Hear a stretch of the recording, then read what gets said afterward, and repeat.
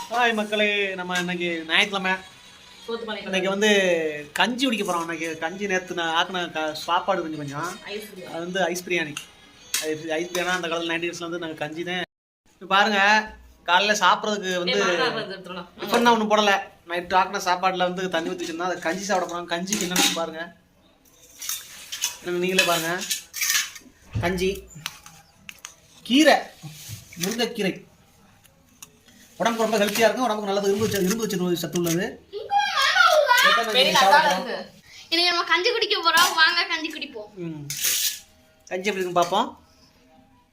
பார்த்துட்டு இருக்கு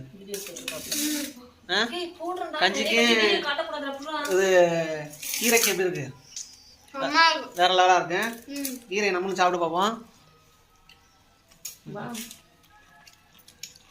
கீரை சூப்பராக இருக்குங்க. கஞ்சிக்கு அதுக்கும் அப்படி இருக்குங்க.